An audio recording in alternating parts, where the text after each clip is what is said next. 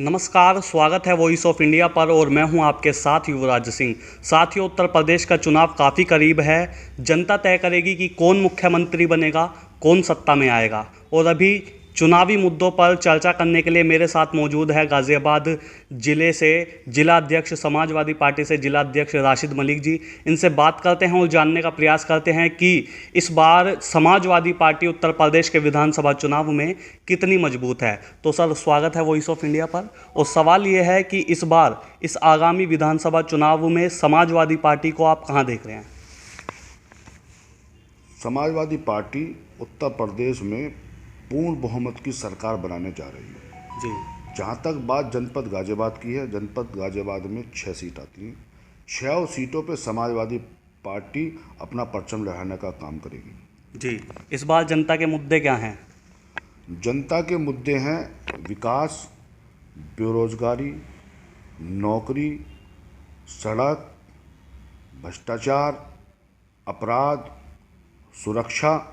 इन सब मुद्दों को लेकर हम जनता के बीच जा रहे हैं। और सबसे बड़ा मुद्दा जो है वो है किसान की आय दुगनी करने का भारतीय जनता पार्टी और केंद्र की प्रदेश की डबल इंजन की सरकार ने वादा किया था। और मैं समझता हूँ किसान की आय दुगनी पता नहीं इन्होंने कब करी, कहाँ करी, ये कुछ पता ही नहीं लग पा रहा। जी। और भारतीय जनता पार्टी का शासनकाल कैसा लगा आपको? भारतीय जनता पार्टी का शासनकाल किसी से छुपा नहीं है। उत्तर प्रदेश में भारतीय जनता पार्टी की सरकार को 5 साल पूर्ण होने वाले हैं। इस कार्यकाल में नोटबंदी के नाम पर लोगों को लाइन में लगाने का काम किया। कोरोना काल में लोग बेरोजगार हो गए, प्रवासी मजदूर उन्होंने पलायन किया। दिल्ली से जब लोग आ रहे थे तो गाजियाबाद की सीमा से वो लोग होकर गुजर रहे थे।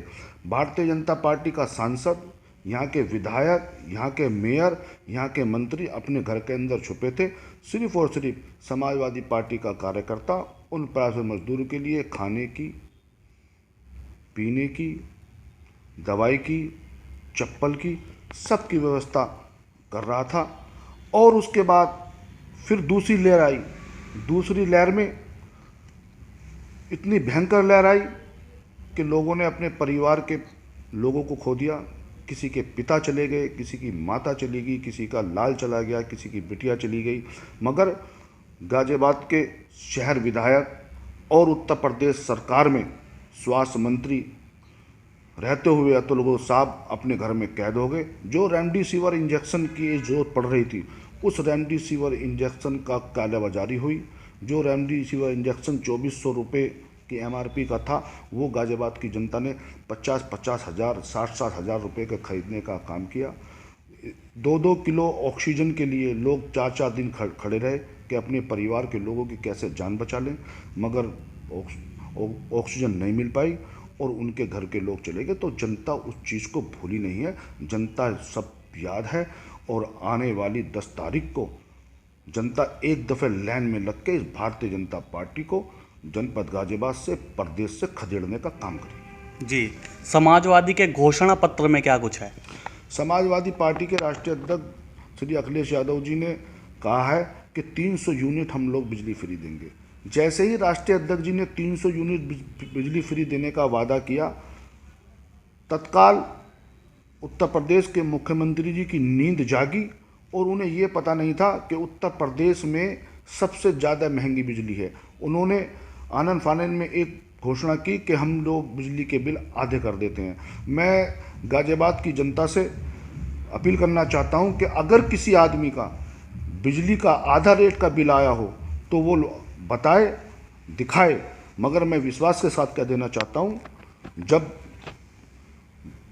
इस चुनाव का रिजल्ट आएगा और रिजल्ट आने के बाद राष्ट्रीय अध्यक्ष जी ने जो वादा किया है 300 यूनिट बिजली फ्री, तो जो बिल आएगा जनता का वो 300 यूनिट फ्री का बिल निश्चित आएगा। अच्छा सर, एक बड़ा मज़ेदार सवाल है।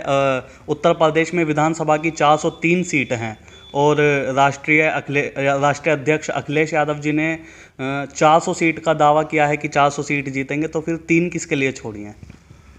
समाजवादी पार्टी के राष्ट्रीय अध्यक्ष जी ने कहा है कि हम 400 से ज़्यादा भी सीट जीत सकते हैं, क्योंकि समाजवादी पार्टी के राष्ट्रीय अध्यक्ष श्री अखिलेश यादव जी जब विजय रथ लेके निकले थे तो एक जन सैलाब, किसान, नौजवान, छात्र, बुनकर, पीड़ित, शोषित, इतना लोग रोड पे आया कि लग रहा है कि भारतीय जनता पार्टी का सुपड़ा साफ होने जा रहा है।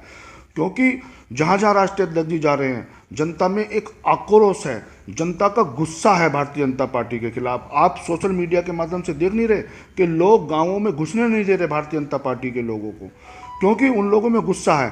क्योंकि भारतीय जनता पार्टी ने नौकरी देने का वादा किया था, उन्होंने बेटियों की सुरक्षा देने का वादा किया था, उन्होंने नौकरी देने का वादा किया था। नौजवान बेरोजगार हो गया है, महंगाई चरम सीमा पर है, तेल 250 रुपये हो गया है, दाल 200 रुपये हो गई है। किसान की आय दुगनी करने का वादा किया था, किसान की आय दुगनी नहीं हुई है। अपराध चरम सीमा पर है। जहाँ तक बात सुरक्षा की है, हाथरस की बेटी के साथ दरिंदों ने इतनी बड़ी घटना करी और मुख्यमंत्री जी के इशारे पर रात को ही, जबकि हिंदू रीति रिवाज में सूरज ढलने के बाद अंतिम संस्कार नहीं किया जाता, मगर उत्तर प्रदेश के मुख्यमंत्री के इशारे पर उस बेटी को तेल डालकर रात में उसका अंतिम संस्कार कर दिया गया, उसका परिवार को पता नहीं लगा। तो ये जनता इस चीज़ को भूली नहीं है और आने वाली 10 तारीख को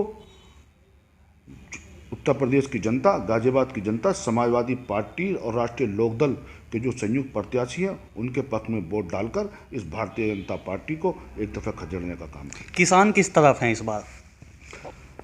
किसान, नौजवान, छात्र, व्यापारी, सब लोगों के मन में है कि गठबंधन की सरकार हो, उत्तर प्रदेश की कमान पुनः एक बार समाजवादी पार्टी के राष्ट्रीय अध्यक्ष श्री अखिलेश यादव जी को ये जनता देने का पूरा मन बना चुकी है। सिर्फ वो 10 तारीख का इंतजार कर रही है। ठीक सर, बहुत बहुत धन्यवाद आपका इन तमाम मुद्दों पर बात करने के लिए।